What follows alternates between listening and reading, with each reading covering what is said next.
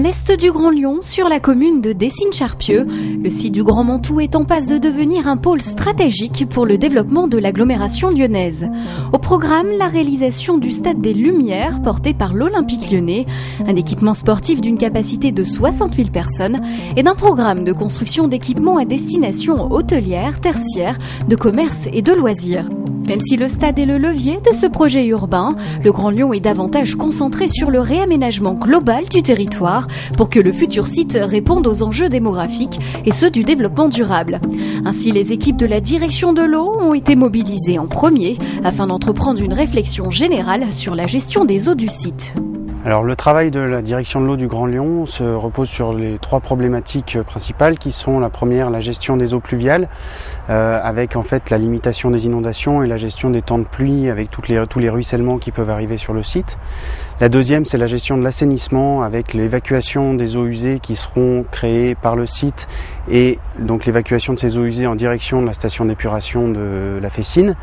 Et la troisième problématique, c'est l'alimentation en eau potable de l'intégralité du projet urbain qui doit être créé.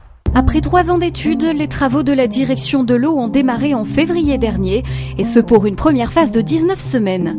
Objectif, la gestion des eaux de pluie, l'emplacement du futur stade étant sur un site à risque d'inondation. Ainsi, les équipes du Grand Lyon ont entrepris en premier le déplacement incontournable de 2 bassins d'infiltration existants. L'opération de déplacement des bassins du Mantoue consiste en créer de nouveaux bassins qui viendront remplacer les bassins qui sont à l'heure actuelle sur le site, recréer le même volume de stockage et la même surface d'infiltration de ces bassins. L'opération de déplacement des bassins du Mantoue s'échelonne sur une durée de 19 semaines. Les premiers travaux consistent en réaliser les terrassements de ces bassins puisqu'on a des trous à créer de près de 36 000 m3 de volume. Donc il faut créer ces trous, créer les terrassements, puis ensuite on viendra battre des balles planches qui vont constituer en fait les talus des bassins.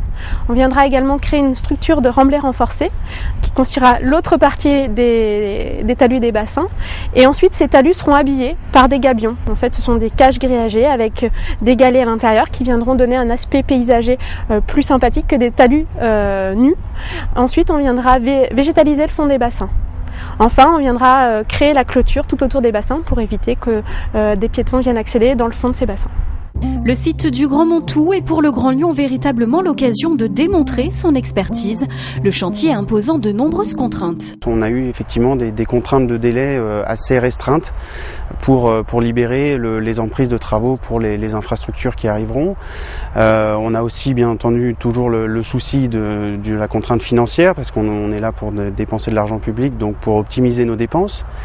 Et après, il y a une contrainte assez importante de gestion de la coactivité parce que pour l'instant on est encore seul sur le chantier, mais très rapidement les équipes de voirie, les équipes du stade vont arriver et on va se retrouver à une dizaine voire une quinzaine d'entreprises qui travaillent en même temps sur le site. Donc on a toute une gestion de la sécurité pendant la phase chantier à mettre en œuvre. 3 mois après le lancement des travaux, le Grand Lyon tient ses engagements.